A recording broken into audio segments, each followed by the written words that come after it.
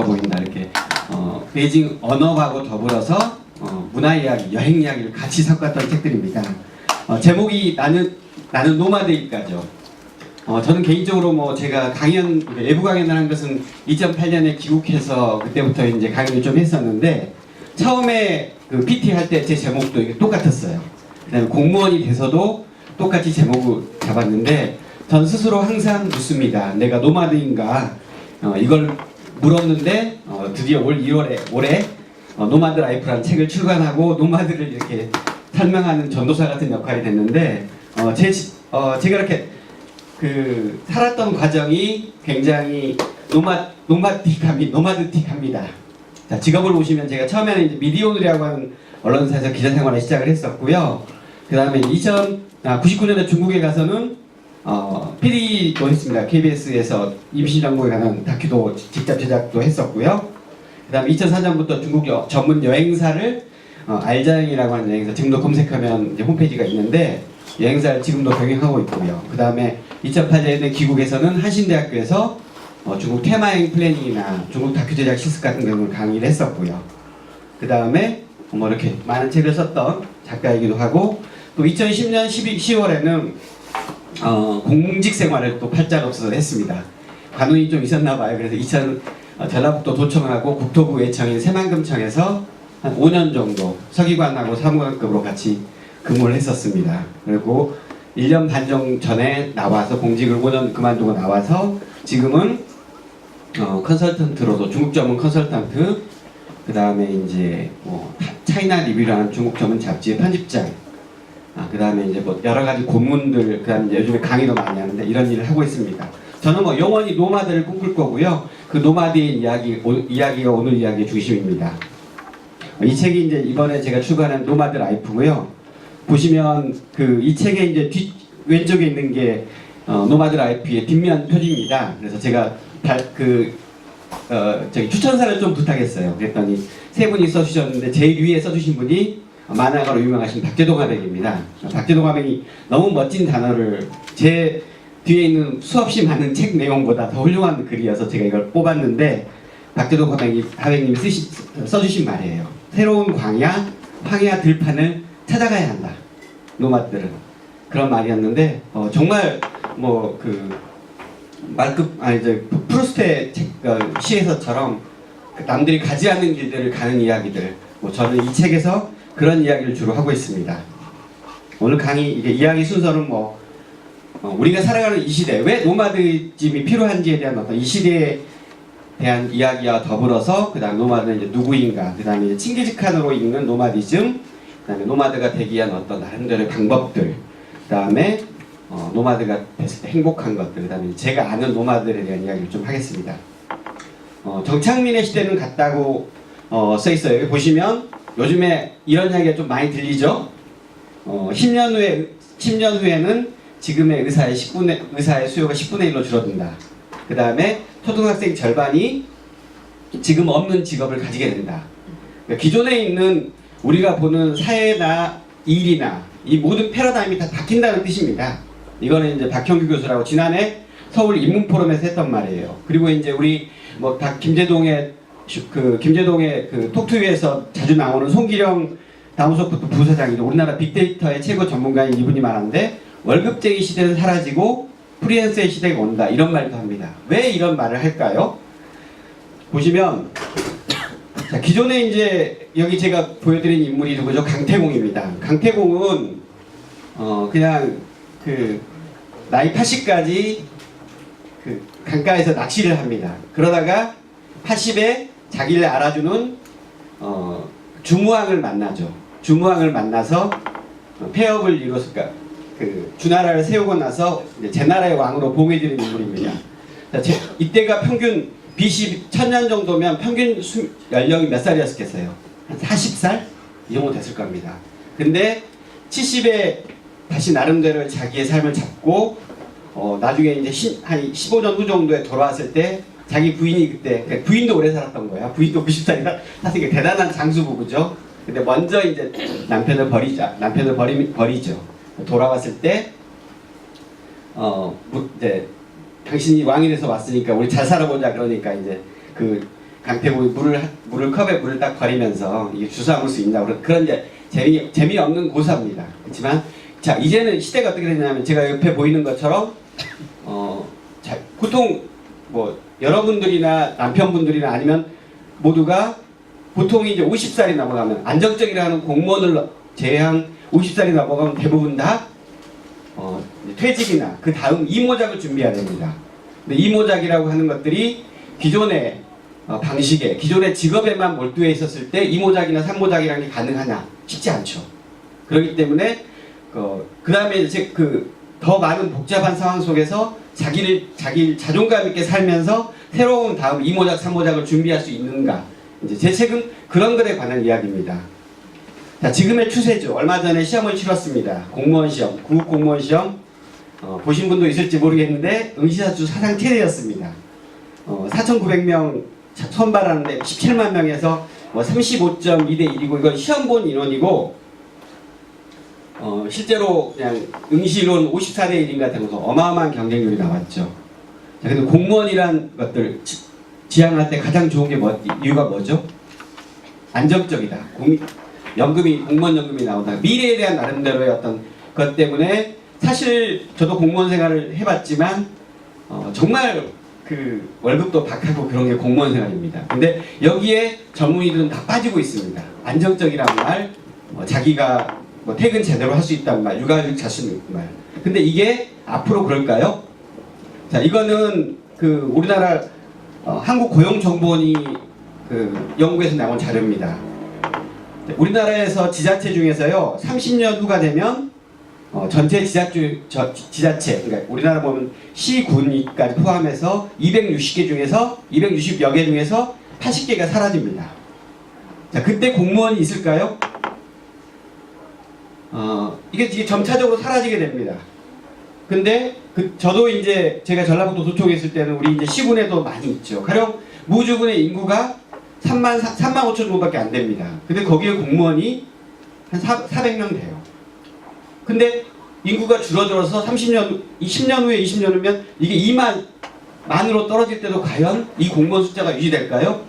무너질 수 있습니다. 그리고 공무원 연금이라고 하는 이 제도의 지금 모순 때문에 많이 그러니까 결코 안정적이기가 어렵다는 거예요. 공무원뿐만이 아니라 지금 2030년 되면 대학의 숫자도 절반 이하로 줄어들게 됩니다.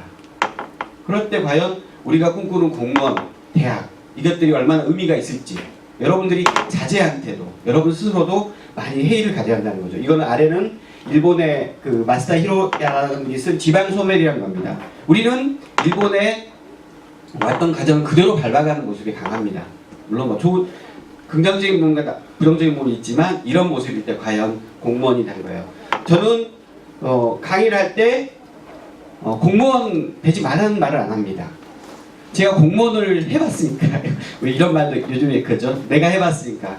근데 공무원의 그 장점과 단점이 있죠. 장점은 이제 안정적이라는 거라면 반면에 제가 이 그림을 가져온 건 뭐냐면 프로크루스테스의 침대 이야기 들어보신 분 있어요. 히랍의 캐논강 근처에 사람이 지나가면 프로크루스테스라는 괴물이 지나가는 사람을 침대에 눕히죠. 그래서 길면 잘라서 죽이고 짧으면 밀려 죽이는 겁니다. 이걸 제가 공무원사에 비유하는 글을 많이 썼는데 뭐냐면 공무원이라고 하는 게 딱 정형적인 정말 뭐 창의적인 게 아니라 유지관리하기 위한 스타일입니다. 그러니까 내가 스타일이 잘 지키고 그렇게 꼼꼼하고 그런 걸 선호하면 공무원이 맞아요. 근데 내가 창의적이고 활동적이고 뭔가를 더 많은 걸 이루어낸다고 하면 공무원이 맞지 않습니다. 그러니까 내가 공무원이 된다고 맞는다고 하는 것은 이런 걸 감수할 수 있어야 돼요. 자, 이런 것들의 문제주가 이건 공무원의 문제가 아니라 직업의 특성입니다. 근데 그럼에도 불구하고 나는 스타일이 맞아 그러면 공무원을 선택할 수 있지만 이런 프루스테 침대처럼 어떤 정형적인 틀에 있는 사람들이 너무 힘들다는 거예요. 버티기가. 반면에 우리나라 젊은이들은 말한 대로 공무원에 어마어마하게 취약합니다.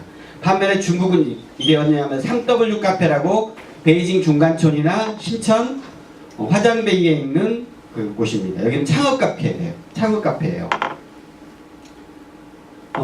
이 창업 카페에서 젊은 사람들이 뭐 사람들이 만나서 서로 이야기해서 아이템을 공유하고 서로 협업을 해서 콜라보를 해서 이 창업을 하고 살아갑니다.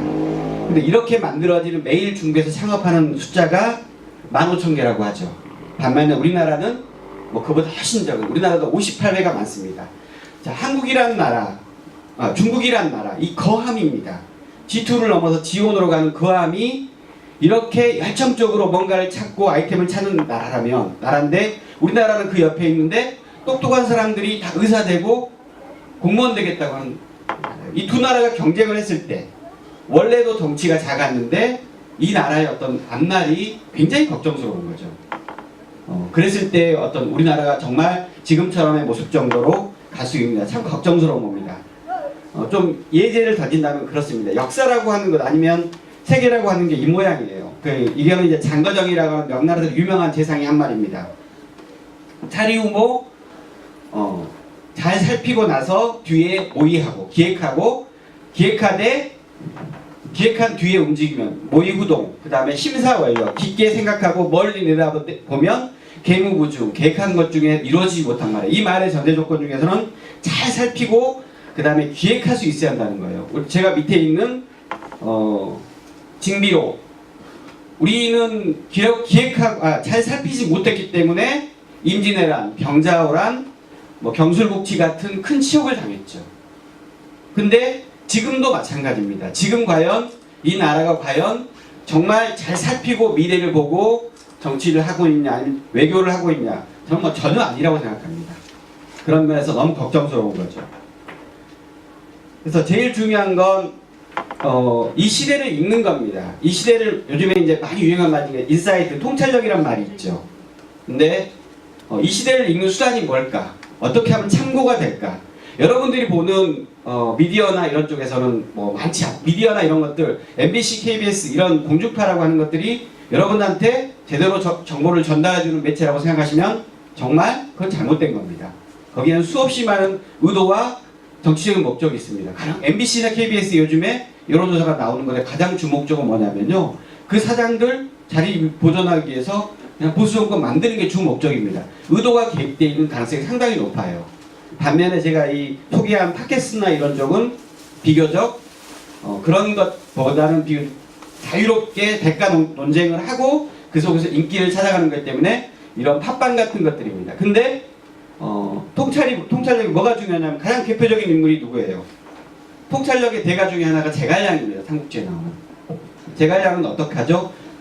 그 당시에 삼국이 불안하기 전에는 유비라고 하는 사람이 가진 힘은 나라의 100이라고 했을 때 아마 조조가 90을 가지고 있고 송곤이 9를 가지고 있었을 거예요. 유비는 아마 1 정도 힘을 가지고 있었습니다. 근데 어떤 삼고초려 끝에 제갈량이 유비의 책사로 들어가면서 한 말이 있죠. 천하 삼분지계, 천하를 세 개로 나누겠다 이러면서 적벽대전이나 이런 계기를 통해서 자기들이 33%는 아니지만 그래도 전체 그 당시의 힘에서 한 20%를 차지할 정도의 총나라를 세우는 게 제갈량의 통찰력이었습니다. 그 세 개의 흐름을 읽고 그 다음을 만들었던 게 제갈량이었고 그게 통찰력인 거죠. 물론 동남풍을 불러서 적벽대전하는 것은 작은 거지만 물론 이제 그것도 다 소설의 가상이기 때문에 그렇습니다. 근데 지금의 시대는 어떠냐면요, 여러분들이 최근에 대통령 후보들한테 가장 많이 듣는 말 중에 제4차 산업혁명이라는 말이 있을 거예요. 4차 산업혁명은 굉장히 멀다고 느껴지지만 여러분들 생각보다 굉장히 더 가깝게 있을 수 있습니다. 이 4차 산업혁명의 가장 중요한 하도 중에 하나는 이 시간이 없는 연결, 장소 없는, 객체가 없는 이 연결이니까 모든 것들이 이제 하나로 연결돼요. 기존에는 연결이라고 해봤자 우리가 보통 컴퓨팅 시대나 모바일 시대, 지금 모바일 시대에 약간 넘어가는 거죠. 그 다음에 IoT, 사물 인터넷 시대, 이 정도 되면 보통 연결하는 객체가 우리가 스스로 한 100억 개 정도를 연결한다면 이제 IoE 시대, 인터넷 에브리싱, 모든 것이 망으로 연결됩니다.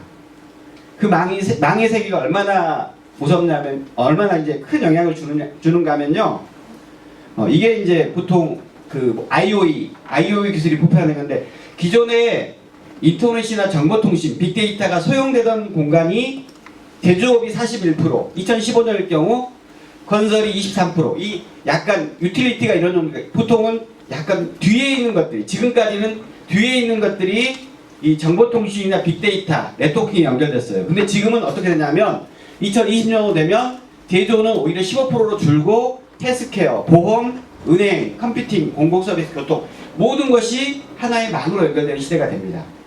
그랬을 때 그때는 4차 산업혁명이라는 단어들이 어마어마하게 다가오는 거죠. 그 대표적인 예들이 이렇습니다. 보통 이전에는 우리가 이제 그 산업혁명이 1세계, 우리 중기기관 말하는 1세대가 되라고 2세대가 되고 이렇게 하는데 지금은 보통 인더스트리 3.0으로 말하는 시대는 미국이나 일본, 독일 같은 나라가 지도를 했었습니다. 근데 4차 산업혁명에 들어가면 미국이나 독일 같은 나라들이 강세고요. 패러다임이 바뀝니다. 기존에는 어떻게 어떻게 생산할 것인가.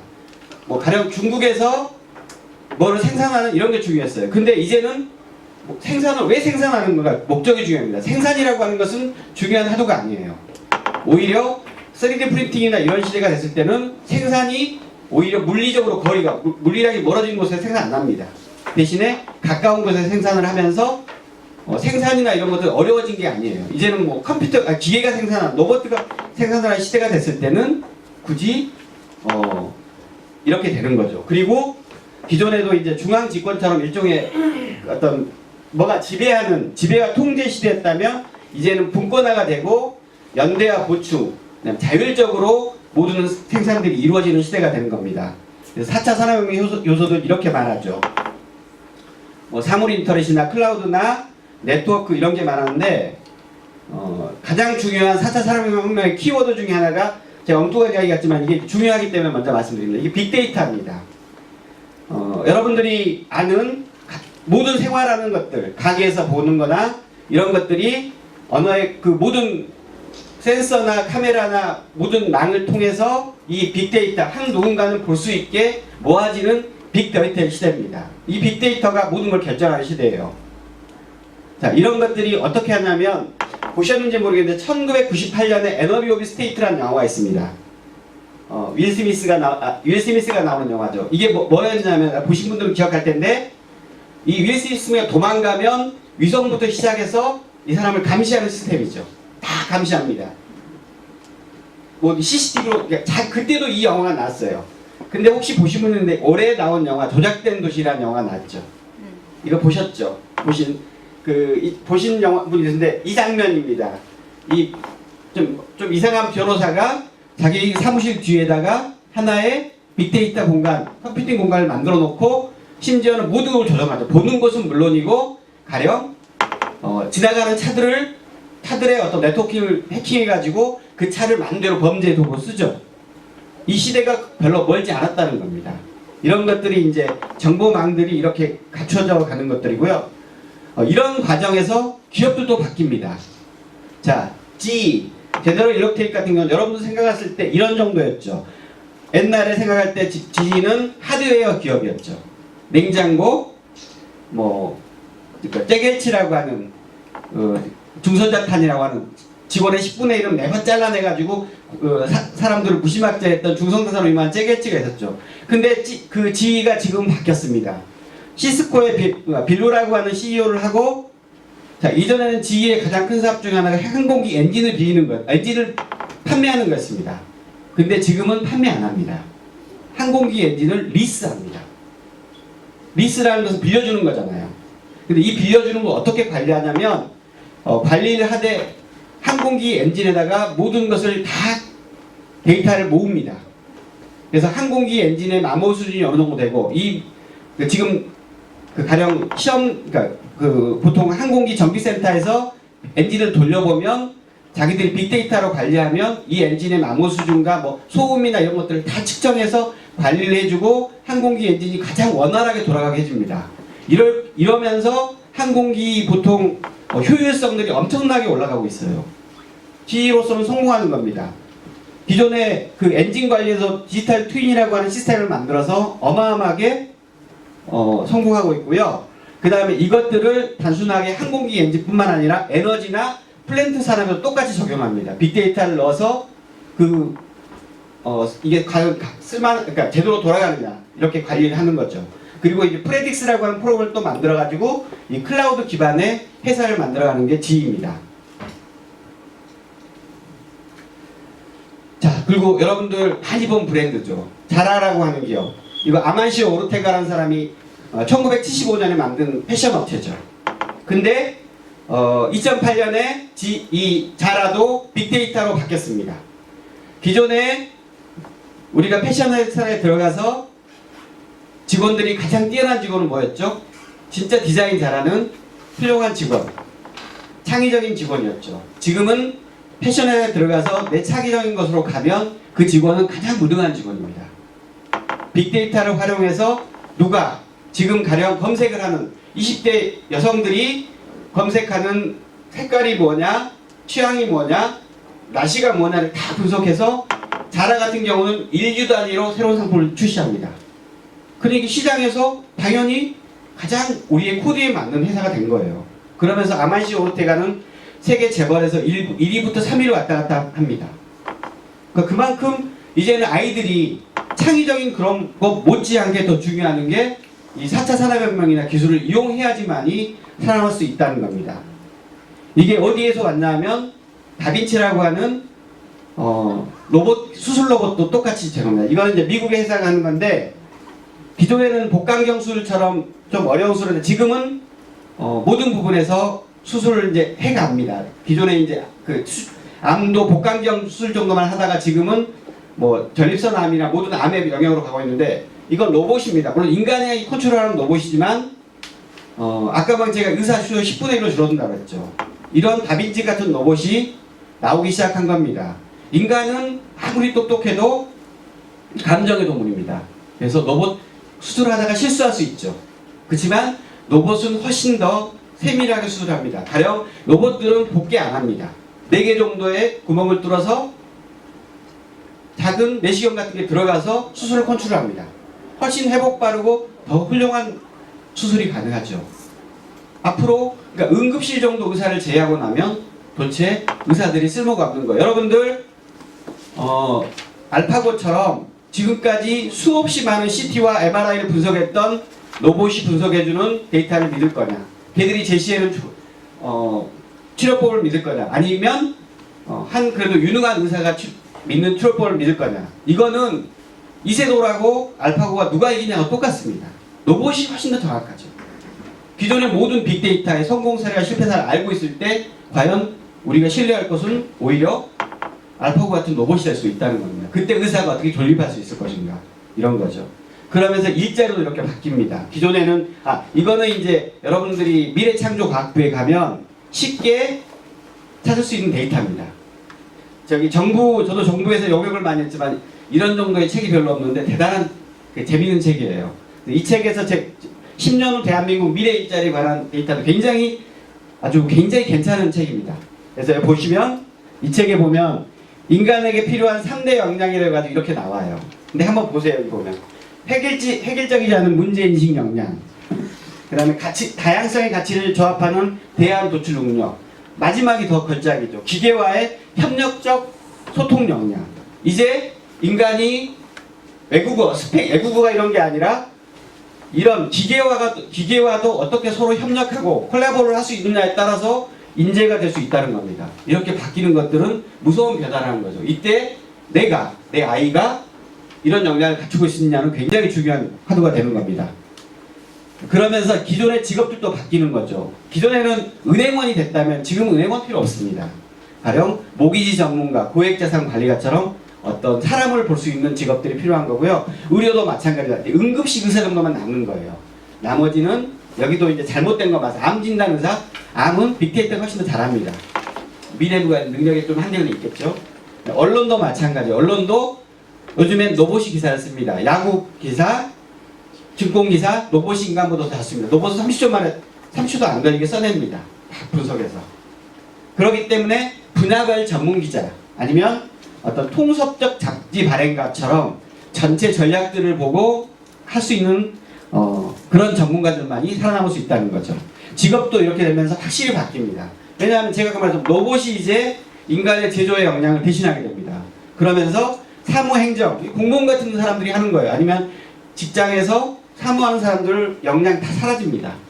제조업 생산도 똑같이 사라집니다. 어마어마한 숫자가 사라지는 거죠.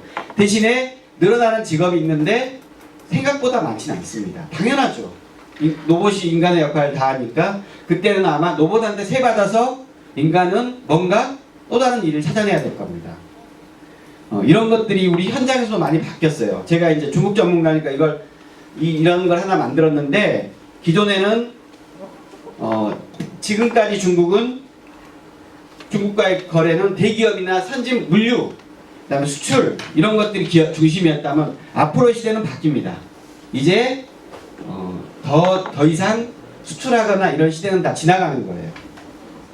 대신에 전자상거래나 무역, 그다음 안전식품, 뷰티, 의료 서비스, 그다음에 이제 고급 인재가 필요한 시대로 바뀌는데, 이렇게밖에 될 수 없는 이유가 없는 이유가 아니라 이렇게 흘러가고 있는 겁니다. 여러분들이 잘 못 느끼는 거예요, 현장에서.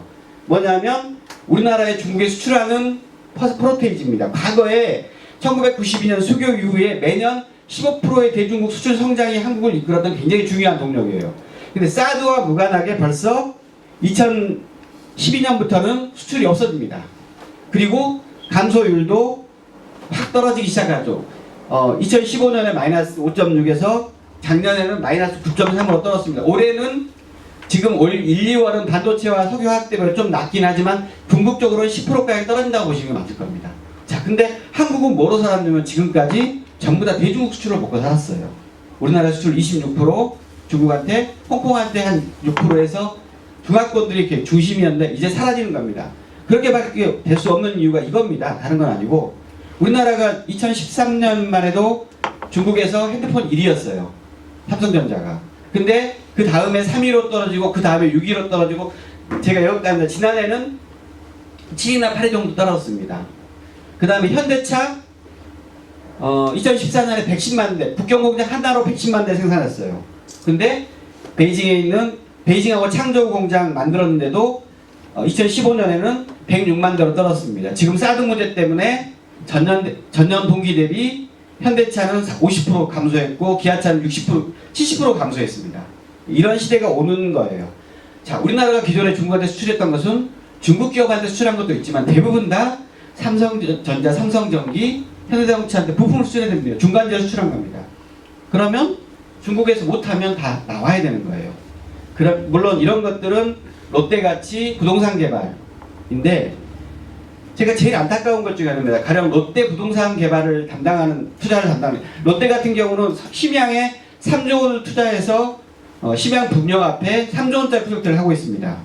청두에는 1조 원짜리 프로젝트를 하고 있어요. 근데 그 사업을 담당하는 책임자를 우리 모임에 있어서 우리가 한번 물어봤어요.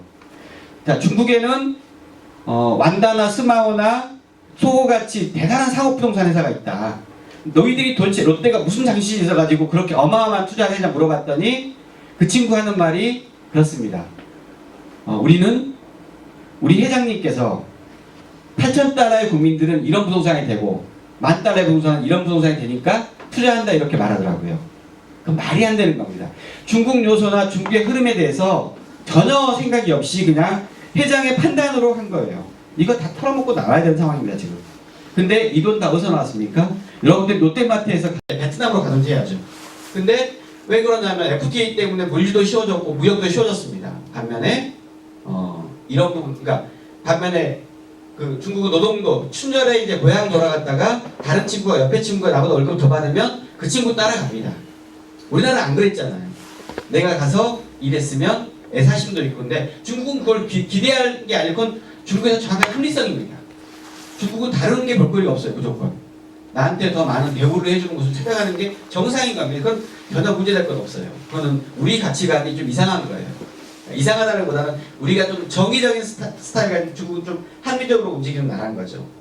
자, 이제 이런 상황에서 왜 제가 노마디즘을 이야기하냐. 노마들은 제 책을 보시면 알겠지만 처음에 이야기한 건 드레즈라고 하는 분이 차이와 반복이라는 책에서 1968년에 처음 썼던 말입니다. 근데 노마디즘을 본격적으로 이야기한 사람은 자크 아탈리라고 하는 비교적 유명한 문화 분석 철학자예요. 자크 아탈리가 우리나라에서 출간된 호모 노마드, 유목하는 인간에서 이제 책을 내면서 좀 알려졌죠. 그리고 우리나라에서는 수유넘어를 진행했던 이진경 교수나 고비숙 선배 이런 분들이 이제 노마드즘을 본격적으로 좀 많이 이야기했습니다. 근데 제가 이제 노마드라는 게 뭐냐 할 때 제 책에서 2장에서 칭기즈칸으로 있는 노마디즘을 이제 끄집어냈습니다. 자, 근데 왜 다른 사람보다 칭기즈칸을 했을까? 여러분들이 칭기즈칸 하면 잔인한 정복자로 많이 배우셨죠. 근데 칭기즈칸은 결국 그런 인물은 아닙니다.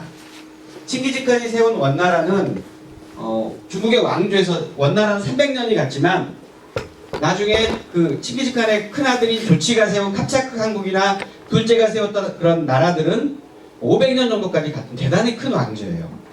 역사적으로 중국 역사는 보통 200년, 300년 못 갑니다. 근데 칭기즈칸은 굉장히 그런 나라를 만들었고 그 철학이 칭기즈칸에 들어있습니다. 그리고 물론 잔인한 정복자긴 했습니다. 근데 왜 잔인했을 수밖에 없었냐면 그 당시에 몽골 민족은 200만밖에 안 됩니다. 200만이 가서 성을 치는데 거기서 많이 죽으면 안 되죠. 그러니까 경고를 합니다. 네가 항복하면 모든 걸 하겠다. 대신에 저항하면 여지없다. 모든 걸 말살하겠다. 이러면서 이제 전쟁의 방법이었습니다. 물론 잔인할 수 있지만 그런 누력. 근데 이 칭기즈칸의 철학에는 굉장히 재밌는 게 많습니다. 저는 개인적으로 제가 2015년에 공직 그만두고 그 다음 주에 칭기즈칸의 묘에 다시 한번 갔어요. 이게 이제 내몽고 어울도스에 있는 칭기즈칸 묘입니다. 그래서 칭기즈칸 묘인데 왼쪽에 있는 게 칭기즈칸 묘에 올라가다 보면 한 입구에서 한 500m 올라가는데 그 옆에 99계단이라고 하는 99계단에 그 계단이 있습니다. 근데 그 양 옆에 각 칭기즈칸의 명언이 있어요. 그 명언들 중에서 제가 유명한 말들을 중요한 말들을 뽑았습니다. 첫 번째로 하는 제가 중요한 게 칭기즈칸은 결코 정주하지 말라는 말했어요. 머물지 마라. 그 나중에 그러니까 이 말은 내 자손들이 비단옷을 입고 벽돌집에 사는 날 내 제국 망할 것이다. 실제로 칭기즈칸의 그러니까 요나라나 금나라, 나중에 있던 청나라도 기존에 있는 기바민족의 특성을 버리고 정착했을 때 망하게 되죠. 근데 칭기즈칸은 이걸 경고했던 것이고 원나라 역시 나중에 그렇게 되면서 망했습니다. 그런 거고요. 그 다음에 이제 가난하다고 가난한 걸 이런 것들 탓하지 마라. 결코 칭기즈칸 역시 수없이 많은 목숨을 잃을 이유기가 있었지만 그것을 극복해냈던 거고요. 그러니까 어떤 극복의 한 힘이라고요. 그 다음에 이제 인내력. 인내력을 굉장히 중시했는데 밝은 데는 세심한 늑대처럼 세심하게 살피고 어두운 밤에는 까마귀처럼 굳은 인내심을 가져야 한다. 이게 사진이 이렇지만 몽골의 아이들은 10살 정도가 되면 추운 겨울에 포를 단신으로 경주를 해서 살아남아야지 성인으로서 인정을 받습니다. 그렇지 못하면 몽골의 진정한 몽골족을 인정하지 못하는 거고요. 그 다음에 이제 우리가 살아가면서 교훈드리게 해요. 자기 통제. 정말 자기 스스로에 대한 어떤 통제가 되지 않으면 그러니까 진짜 노마드가 되지 못한다는 말이고요. 그 다음에 통찰력입니다. 이게 인사이트. 제가 아까 처음 말했던 건데 통찰력이 없으면 멀리 내다보고 자기를 이루지 못한다는 거죠. 그 다음에 인내력들. 이게 굉장히 중요하다는 거고요. 이건 뭘까? 그 다음에 이제 제일 중요한 말 중에 하나가 저는 이제 콜래보레이션. 그러니까 콜래보에 대한 겁니다. 그러니까 칭기즈칸 같은 경우 이 고사가 뭐냐면 알랑고 유럽의 유명한 문양에도 이게 있죠. 그러니까 뭐냐면 부모가 그러니까 칭기즈칸의 어머니가 호엘룬인데 호엘룬이 아이들한테 모아서 그렇게 말하는 겁니다. 이 화살을 5뭉치를 주고 한번 꺾어보라 합니다. 그럼 못 꺾죠. 그때 하나하나씩 주고 꺾어보라 하면 당연히 꺾겠죠. 그러니까 같이 협력하면 너희들이 살아날 수 있고 강대해질 수 있다는 그런 것들의 고사들이고요. 그 다음에 이제 이게 그 옆에 다원주의인데요. 우리나라 사람들의 부분에서 굉장히 약한 부분이 이 다원주의입니다. 우리는 종교적인 것들을 다 배치하죠. 근데 칭기즈칸의 원나라도 몽골의 전통신이 있습니다. 근데 그 당시에 몽골의 4대 부족이었던 메르키티족 같은 경우는 기독교를 믿습니다. 모든 부족이. 신기하죠. 그때 기독교가 전체 종교의 부족이었다는 거. 근데 칭기즈칸은 그 민족을 정벌한 다음에 그 기독교 자체를 다 인정해 줍니다. 기독교뿐만 아니라 회족의 국가에 가면 회족을 인정해 줍니다. 자기의 종교, 언어 이거 강요 안 합니다. 그 자체로서 존재하게 하죠. 이게 다원주의고 포용적인 능력인데 이게 굉장히 중요하다는 거고요. 자, 이게 아마 가장 중요할 것 같아요. 그 노마드가 되기 위해서 어떻게 해야 되느냐. 이건 제가 이 그림은 뭐냐면 중국 천진역에 가면 있는 사진 그림입니다. 밑에 두 가지를 써놨죠. 정의전의 우공이산. 우공이산은 노무현 대통령도 많이 썼던 말입니다. 우공이 산으로 옮긴 고사죠. 한 일에 하나에 몰두하면 뭔가를 이뤄낼 수 있던 그런 이야기들입니다. 그 노마드가 되기 위한 가장 중요한 룰입니다. 읽어라 그리고 분노하라인데요. 이 스테판 에셀의 책들을 보신 분이 많을 거예요. 분노하라 뭐 그런 책들을 많이 쓰셨는데 행동하지 않는 양심. 노무현 대통령도 김대중 대통령도 말했지만 행동하지 않는 양심들은 의미가 없는 거죠. 에셀도 그렇게 말했습니다. 물론 2013년에 돌아가신 분이지만 돌아가셨는데 정말 그 상중현인데 그렇게 하기 위해서 뭐가 중요하냐면요. 옆에 제가 뭘 써놨냐면 미디어 리터러시라고 써놨습니다.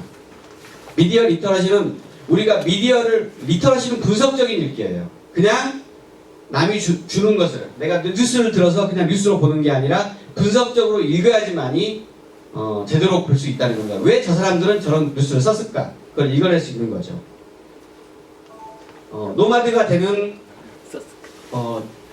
조건입니다. 자, 제가 여기 써있죠. 노마드의 조건 중에서 독서, 글, 기록, 비행력이 있습니다. 우리가 항상 많이 말할 때 책의 중요성 말할 때 이거 많이 쓰죠. 사람이 책을 만들고 책은 사람을 만든다 이런데 책 읽기는 너무나 중요한 겁니다. 그리고 저도 이제 다음에 한 번 더 설명할게요. 그리고 제 옆에는 제 아들 용우의 블로그인데 저는 아이의 성장이라고 하는 게 블로그를 통해서 컨텐츠를 계속 쌓으라고 말을 합니다. 그래서 이렇게 독서 얘기를 쓴 건데 이런 식의 어떤 그런 작업들이 돼야 되는데요.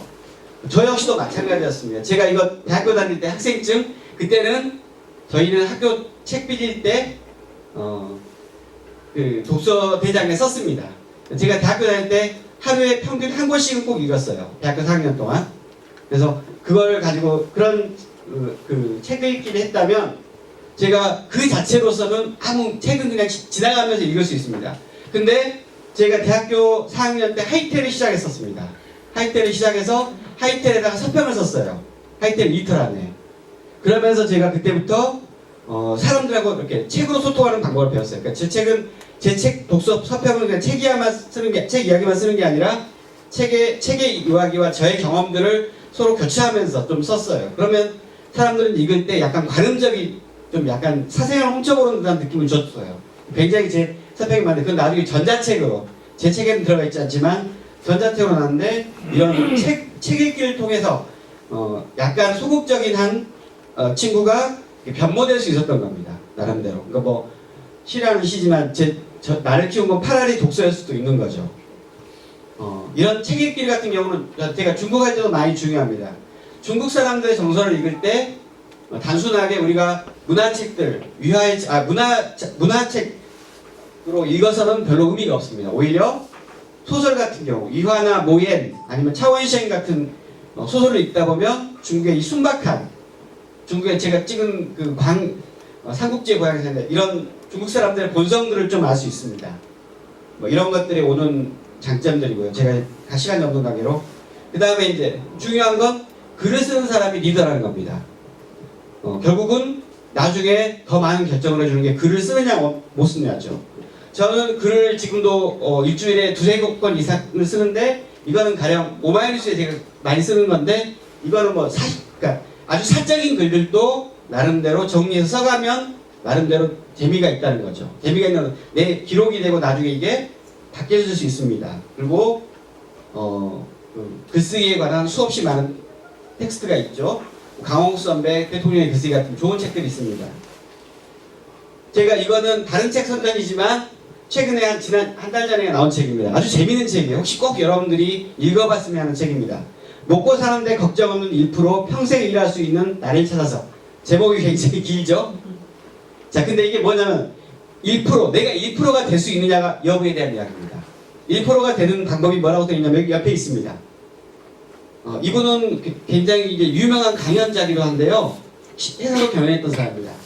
여러분들 스스로한테 한번 물어보세요. 첫 번째 조건이 빠찌콜 한다 예스와 노.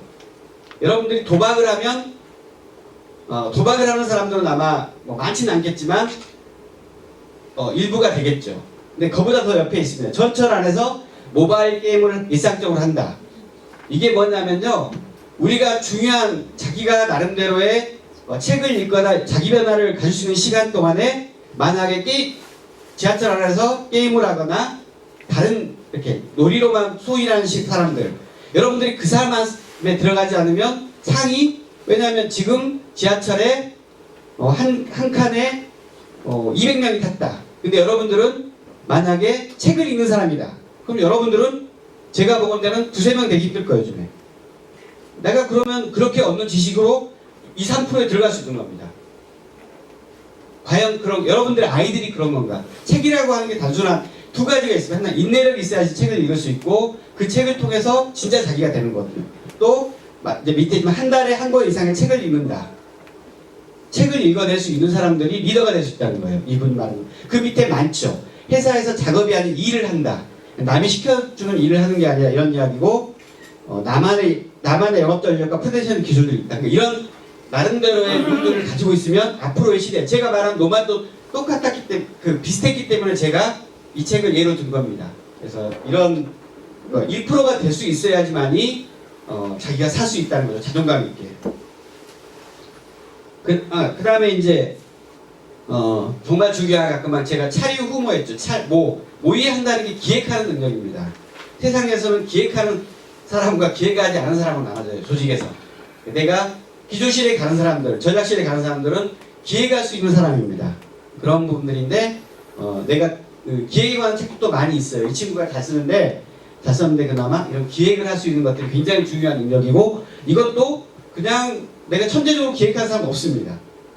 스킬과 이런 것들을 배우고 하면 기획에 관한 부분을 할 수 있고요. 한 예로 저는 새만금 경제청에서 개발청에서 새만금에서 5년 일했는데, 새만금은 투자 가능성이 1%도 안 되는 프로젝트입니다. 제가 할 수 있는 것 중에 별로 없어요. 그래서 제가 했던 것 중에 하나가 전혀 활동하지 않다는 게 아니라, 제가 새만금 이야기 여행이라고 하는 스토리 만화를 만들었습니다. 80페이지 정도 만화인데, 새만금과 중국과 관련되어 있던 수없이 많은 사람들, 진시황부터 시작해서 중국 친구 이원한테 도움을 받아서 화약을 발견해가지고 새만금 앞바다 침포해서 80척의 배로 400척의 왜군을 물리친 태무선 장군의 이야기, 이런 좋은 이야기, 한중 우정의 이야기를 만화로 만들어서 한국어와 중국어로 이렇게 스토리텔링을 했던 거죠. 이런 기획하는 부분들이 잘해서 하기가 중요하다는 겁니다. 이게 나중에는 역사가 되고 새만금의 발전 그런 게 있죠. 노마드의 능력 중에서 중요한 게 전문 능력입니다. 이제 제가 말씀한 회계사, 의사 앞으로 살 거 없습니다. 컴퓨터가 인간보다 훨씬 더 잘할 거고요. 모든 데이터들은 이제 컴퓨터가 빅데이터 안에서 움직일 겁니다. 그때 회계사가 필요할까요? 여러분들 연말정산 옛날에 했지만 지금 연말정산 인간이 다 하나요? 사람들이 안 하잖아요. 다 기계가 하고 컴퓨터 망해서 합니다. 왜냐하면 세무정보 이런 것도 다 나오기 때문에. 그리고 앞으로는 단순하게 이런 정도가 아니라 내년부터는 MCA라고 국가 간 조세 정보 교류 협정이 진행됩니다. 그러면 여러분들이 가지고 해외에서 했던 부동산 투자도 뭐든지 다 우리나라 관세청에 나옵니다. 이 시대 때 회계서나 이런 고급 능력보다는 오히려 제가 이 케이스에 들어있는 마테우스 선배, 문화일보 기자하다가 호주에 가서 지금은 피노키오 스시라고 하는 음식점을 하는데, 마선배 중국에 가서 하기 전에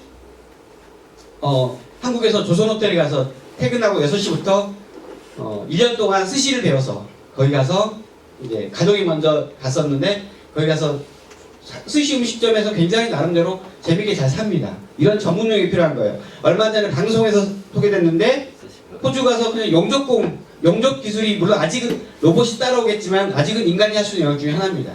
미장공 이런 기술들이 오히려 자동차 정비나 이런 기술들이 훨씬 더 유용할 수 있다. 그랬을 때 내가 헤어 디자이너도 마찬가지입니다. 내가 어느 나라에 가든지 통할 수 있는 나름대로 서비스업 같은 경우들은 오히려 더 이 전문 능력이 더 유용할 수 있다는 겁니다.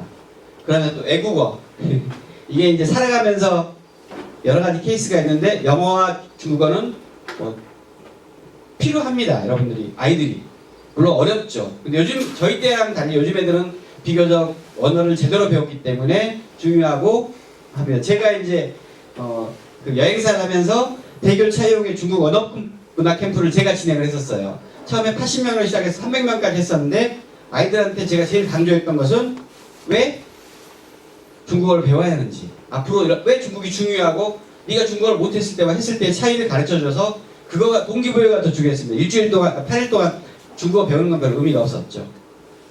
이건 이제 이 내용들은 제 책에 아주 꼼꼼하게 소개해서 저는 이제 이게 주방관상으로 진행하는 거고 인맥 만들기입니다. 그러니까 인맥이라고 하는 게 단순하게 내가 수단을 위한 사람관계가 아니라 나와 같이 할 수 있는 네트워킹들이죠. 인맥. 그래서 페이스북이나 카카오톡 이런 부분에서의 어떤 교류들을 하는 것들, 이것들을 계속 운영해야지만이 자기 사업과 비즈니스가 가능한 거죠. 그 다음에 이제 좀 엉뚱하지만 제가 꼭 넣었던 게 회복탄력성입니다. 회복탄력성은 들어보신 분 있을 거예요. 김주환 교수가 처음 썼던 말인데 자기가 사람들은 다 위기를 맞습니다. 그 위기에서 좌절하고 무너지면 그냥 무너져 버리죠. 근데 회복탄력성은 그 위기를 건뎌내고 다시 일어설 수 있는 힘을 회복탄력성이라고 합니다. 근데 김주환 교수는 단순하게 일어서는 게 아니라 역경을 기회로 만드는 겁니다.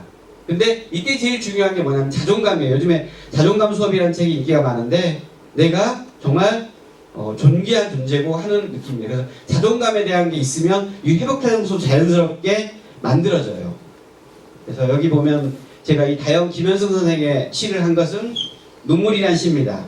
근데 이 시도 아이를 잃었을 때 그 이야기를 시로 쓴 건데 이런 것들을 이겨내야지 뭐 나중에 살 수 있는 거고요. 그 다음에 노마드가 됐을 때 오는 행복들입니다. 행복이라는 표현을 썼지만 제가 여기 처음에 무기력의 비밀과 그 그러니까 번아웃 퀴즈라고 하는 건데 이 시대에는 두 가지 극단으로 가면 두 가지입니다. 하나는 이 아이들에 관한 책이에요. 근데 제가 책 쓰기 전에 비슷하게 이 책들을 옮겼는데 무기력의 비밀은 아이들이 아무것도 할 수 없는 굉장히 나태해져 버린 같은 아이들입니다. 이런 케이스가 있고요. 이런 게 빠지는 애들이 많겠죠. 반면에 강요받지 않는 그러니까 번아웃 퀴즈, 번아웃은 모든 걸 다 불태워서 제가 되는 거죠. 이런 아이들도 많습니다. 이런 부분들을 그 노마드가 되면 나름대로 주체적으로 자존감 있게 극복해낼 수 있다는 거고요. 그 다음에 이제 좀 이제 제일 좋은 것은 강요받지 않는, 조직에 강요받지 않는, 제가 지금 하는 것처럼 삽니다. 제가 예를 든 것도 이제 오연호 오연호라고 오마이뉴스 세상이에요. 오 선배도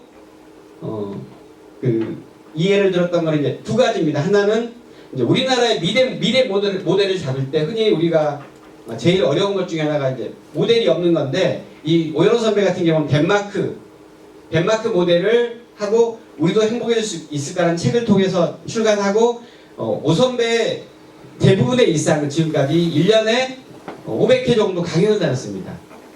그러니까 나이 든 사람한테 한 게 아니라 중학교, 고등학교 애들한테 우리 덴마크 모델이 무엇이고, 근데 그렇게 했던 이유 중에 하나는 기존의 내 부모들은 똑같이 분명히 내 아들만을 위해서 더 엘리트로 키우려고 합니다. 근데 덴마크 그 교육들의 가장 특징은 그룬튜비의 교육 철학인데 같이 공생하는 교육들을 좀 했던 거예요. 그래서 이 철학을 하는 거죠. 이런 것들 할 때 나름대로 이런 부분이 굉장히 중요하고요. 그 다음에 노마드의 행복 중에 하나는 옆에 책에 있지만 이거는 이제 제가 다음에 이제 여기 소개하겠습니다. 노마드가 됐을 때 이제 가장 노마드의 조건 중이면서도 제일 즐거운 것 중에 하나는 실패를 두려워하지 않는 겁니다. 이거는 이제 마인이 우리나라 KBS에 왔을 때 했던 강의였죠.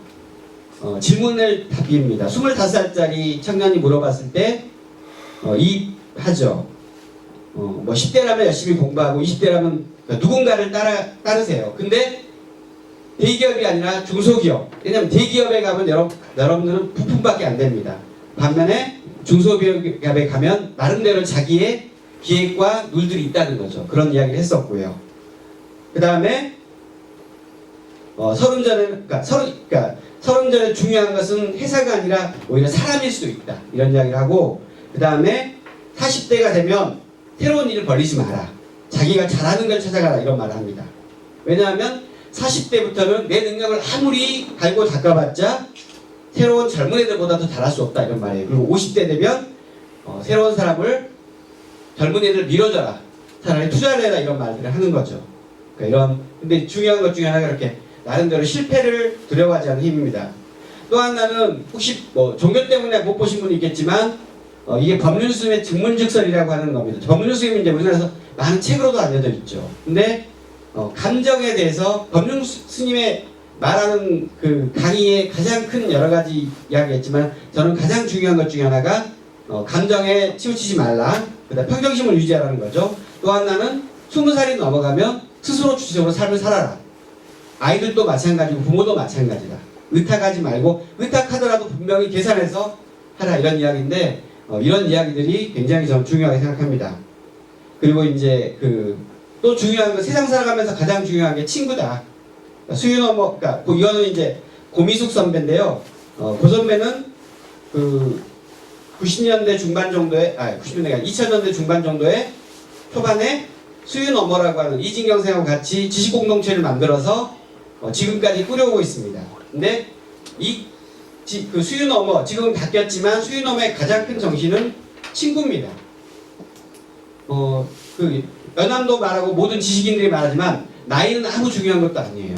나와 같이 지식을 나누고 배울 수 있으면 친구가 되는 건데 그런 친구를 만들어낼 수 있다면 성공한 삶을 행복하게 살 수 있는 거죠. 그리고 이제 그러면서 또 중요한 게 지식들을 더 다양하게 하고 행복하게 하는 게 여행입니다. 뭐 호불호가 있긴 해요. 한비아에 대해서. 그렇지만 이 한비아 같은 경우는 여행과 책이라는 걸 통해서 나름대로의 자기의 세계를 만들고 자존감 있게 살아가는 사람들이죠.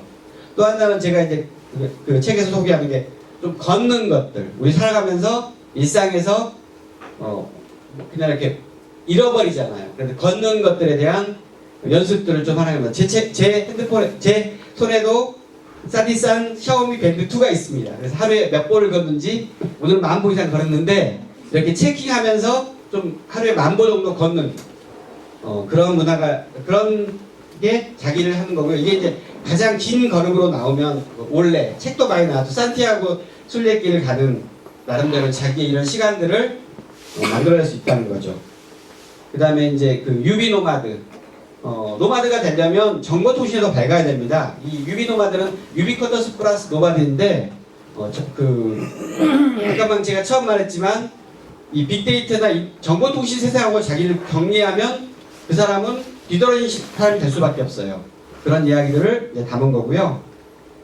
그 다음에 이제 일도 마찬가지입니다. 기존에는 내가 하나의 일을 했다 그러면 제가 말씀드렸듯이 의사예요. 내가 의사예요. 이제 공부 열심히 해가지고 의사가 됐는데 10년 후에 진짜로 될지 안 될지 모르죠. 10년 후에 의사가 10분의 1로 줄어들었어요. 그러면 내가 거기서 절망하고 나는 헛살았다 그러고 죽을 수는 없잖아요. 그러니까 그 말은 뭐냐면 이게 이제 잡노마드라고 하는 게 어느 하나의 그 뼈대가 되는 생각이나 지식을 가지고 그걸 변형할 수 있어야 됩니다. 그랬을 때 이제 오히려 인문 지식이 더 큰 힘을 가질 수 있는데 지금 요즘에 이제 뭐냐면 심리학이나 이런 것들이 굉장히 중요한 게 심리학 같은 게 단순하게 무슨 뭐 상담사가 아니라 다양한 분야로 변동될 수 있거든요. 그런 좀 전문적인, 그러니까 하나의 일로만 내가 그걸 팠을 때는 위험할 수 있다. 분명히 앞으로의 시대는 그럴 수 있다는 걸 말하는 거고요. 그 다음에 이제 마지막으로 제가 아는 노마드들 이야기를 할게요. 여기에 이제 말인데 이 사람들은 여러 사람도 있지만 제가 이 강희재나 신채호 선생이나 김영웅이나 이렇게 나이가 많은데 이 강희재 같은 경우는 제 책에서 소개하지 않았는데 이 사람이 중국에서 가장 위대한 황제 중에 하나죠. 청나라의 이제 3대 황제지만 단순하게 한 자리에 머문 게 아니라 50년 동안 통치하면서 가장 많이 여행을 하고 가장 많이 지식을 쌓고 했던 위대한 황제입니다. 이런 강의들인데 우리한테도 아주 훌륭한 노마들이 많아요. 제가 그 중에 하나를 꼭 들고 싶은 게 여러분들이 알아야 하는 게 좋은 게 단재 신채호 선생입니다. 신채호 선생은 여러분들이 뭐 조선 상고서나 이런 역사학자로 알고 있겠지만 이분은 그러니까 우리나라가 1910년에 망하니까 바로 이제 중국으로 건너가서 생활을 합니다. 그때 했던 것 중에 하나가 뭐냐면요. 1921년부터 천고, 하늘북이라고 하는 텐고라고 돼 있죠. 하늘북이라는 잡지를 만듭니다. 근데 이때 저기 북경 살 때인데요. 김창수 선생하고 같이 만들었는데 이때 그 단재 신초에서 살림살이가 어느 정도였냐면 이춘원 이광수가 북경에 있는 단재의 집을 갑니다. 가서 보니까 이불을 보니까 이불에 문양이었어요. 왜 그러죠? 때가 타서. 그러니까 또 뭐가 밥 한 끼 먹을 수 없을 만큼 가난합니다. 근데 이분이 뭐냐면 이 잡지를 만들어요. 다 중국어로 써서 만듭니다. 이 원고 이게 7호까지 나왔는데 신채호 선생이 1921년에 이걸 만들었던 이유는 딱 하나예요. 중국 민족과 한국이 힘을 합쳐야만이 일본을 몰아낼 수 있다. 그 내용으로도 다 이런 겁니다. 그리고 이제 이 부분 안에 보면 이 원고 안에 보면 단순하게 뭐 현상뿐만 아니라 서양 철학, 뭐 양계초 같은 수없이 많은 지식 이야기들을 다 담아요. 워낙 그러니까 아마 도월도 그렇게 말했는데 우리 그대가 지식인 가운데 가장 범접하기 어려운 인물이 다산 정양하고 단재 신채호 선생입니다. 사실은 워낙 똑똑할 뿐만 아니라 통찰력이 있었기 때문에 그런 인물인데 신채호 선생은 나중에 돌아가실 때까지 변절하지 않는 나중에 이제 대만 기륭항에서 체포되셔서 여순 감옥에서 돌아가시죠. 근데 그런 건데 신채호 선생이 바로 제가 보는 진짜 노마드 중에 하나입니다. 왜요? 그 다음에 이 시대 노마드를 하면서는 몇 사람을 소개를 했어요. 여기 있는 노마드는 방도자 씨를 제외하고 나머지 분들은 제가 친한 분들인데 됐습니다. 저기 한 예로 싫어하는 사람도 있을 텐데 가령 최문수 선배 같은 경우도 그렇습니다. 최문수 선배도 처음에는 MBC 기자로 시작을 했지만 언론노동 운동의 가치를 알았기 때문에 나중에 노조위원장을 했죠. 노조위원장을 끝나고 나서 이제 언론노련위원장을 2번 합니다. 근데 언론노련 끝나고 나서는 다시 MBC로 돌아가서 사장 정도의 직급으로 다시 복귀합니다. 근데 이제 그때 김중배 선생님이 사장을 갑자기 그만두는 다음에 주변에서 추천을 해요. 그래서 한때 배수순을 치고 MBC 그걸 퇴직하고 사장 공모를 합니다. 또 되죠. 사장이 됐고 그 다음에 물론 이제 사장이 끝날 때 좀 역으로 넘어가요. 국회의원으로 비례대표로 가면서 역으로 넘었죠. 그렇지만 나름대로의 자기 배수를 치면서 자기 다음 일을 또 선택합니다. 그러고 나서 강원지사에 가서 이제 그 전 사장이었던 엄규영과 붙어서 하는데 최문수 선배 안에도 굉장히 중요한 노마디즘이 있었던 거죠. 이런 부분들 좀 저는 이런 것들을 뭐 한 곳에 정착하지 않고 나름대로 자기를 계속 업그레이드하는 변화할 수 있는 힘들이라고 생각합니다. 그리고 이제 제가 뭐 좋아하면서도 친한 선배 고미숙 선배입니다. 고미숙 선배는 수유너머로 시작했지만 지금은 좀 분리가 됐어요. 수유너머도 있는지는 모르겠는데 지금은 남산강학당이라고 해서 필동에다가 필동에 이제 한 200명들의 젊은이 북경과 승덕 이런 중국입니다. 그래서 제가 테마행으로 진행을 해서 제가 5번 정도 갔어요. 근데 그때 고 선배는 나름대로 훌륭한 지식인이었죠. 나름대로 틀을 깬. 근데 최근에 제가 고 선배가 강의한 걸 제가 유튜브에서 봤어요. 유튜브에서 아마 찾아보면 이 강의가 있는데 상당히 좀 더 세련돼지고 더 풍부해지고 넓은 지식, 경계가 없는 정도의 훌륭한 지식이 됐더라고요. 내가 선배를 평할 수 있는 건 아니지만 이런 어떤 멋있는 노마들이 있는 거죠. 우리 역사 속에서도 굉장히 좋은 노마드가 많습니다. 제가 이 책은 아니지만 전체 달콤한 중국에서 많이 소개했는데 김교화 스님처럼 이분은 신라 왕자였지만 중국에 가서 불교에서 유일한 신이 된 사람입니다. 이 이거는 구화산의 입구에 있는 김교화 스님의 동상인데 99m입니다. 99m짜리 동상 한번 생각해 보셨어요? 아마 이게 우리나라에서는 좀 감이 안 되는 건데 한국 사람한테 99m의 동상을 만들어진 이유, 중국 유일의 최고의 고사리라고 생각하는 분이에요. 그러니까 그 김동리 소설 등식분의 모델이기도 한데 이런 분들, 그다음에 이제 박지원 같은 노마드도 있었고요. 또 이제 그것뿐만 아니라 그러니까 지금 중국이 한국을 나름대로 쉽게 무시하지 않고 존중하는 이유 중에는 근대에 수없이 많이 그 중국의 속에서 한국을이나 중국 독립을 위해서 같이 했던 이런 사람들이 있었기 때문에 이제 중국 사람들, 우리나라 사람들 인정할 수밖에 없는 그런 겁니다. 이걸 저는 모두 다 노마드라고 표현하고 싶고요. 마지막으로 제가 좀 시간이 이제 오버돼서 하면 두 나라의 어떤 그 중국과 한국의 지금은 적대적으로 보이죠. 저는 그렇게 보면 안 된다고 생각합니다. 제가 한 이야기를 소개할게요. 이건 누구냐면요, 이 표공 송영구라는 사람입니다. 이 사람은 완주 사람이니까 완주는 전주와 익산 쪽으로 완주라고 했습니다. 완산지라고 했죠 옛날에.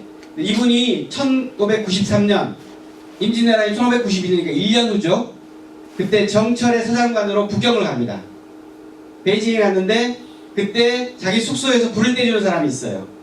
보니까 이 장자의 남아경을 외우고 있어요. 똑똑하죠. 그러니까 물어봤죠. 왜 그렇게 당신처럼 똑똑한 사람이 불 떼고 있냐고 물어보니까 내가 남경 사람인데 과거에서 2번 떨어지고 나니까 이제 돈도 없고 고향에 들어갈 얼굴도 안 돼서 그냥 막일하면서 살아가고 있다 이러니까 너 똑똑한 것 같은데 한번 네가 썼던 답을 써봐라 이렇게 합니다.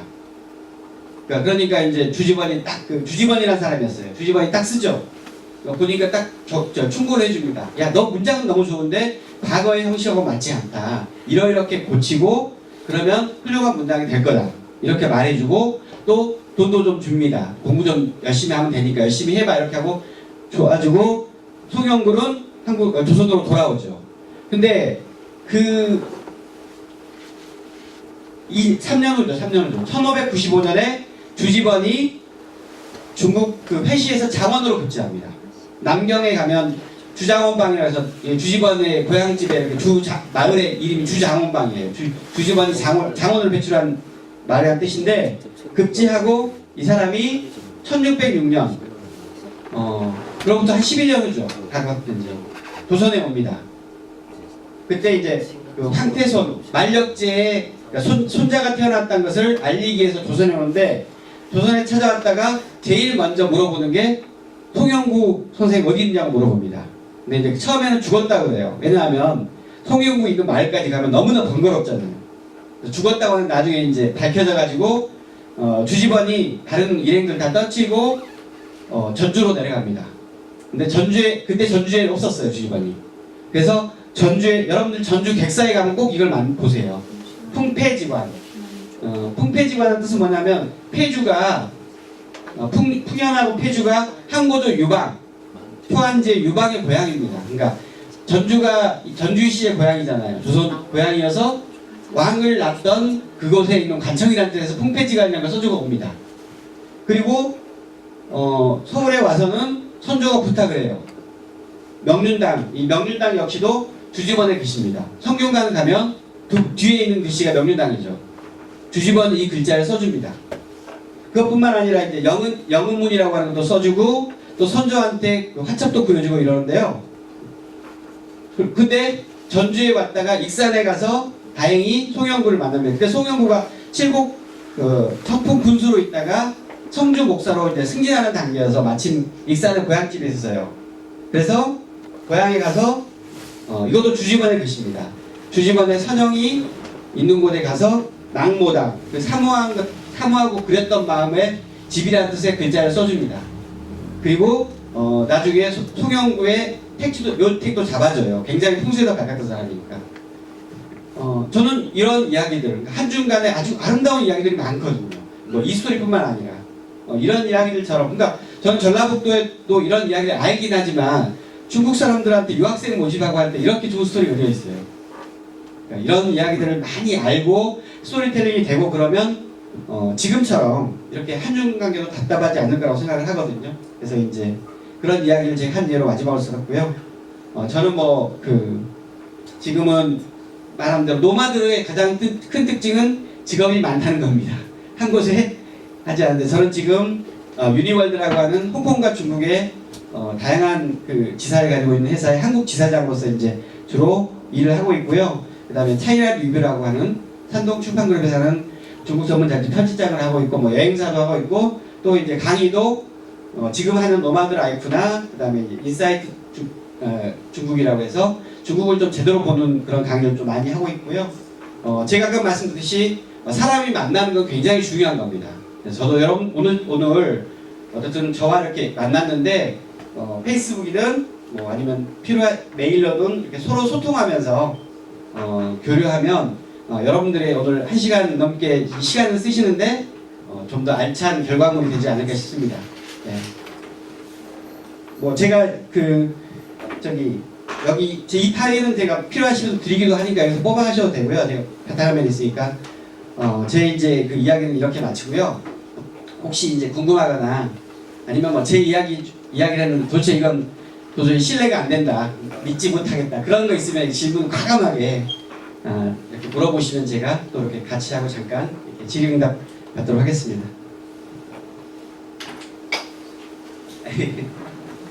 너무 완벽한 강의에서 질문이 없을 리는 없잖아요.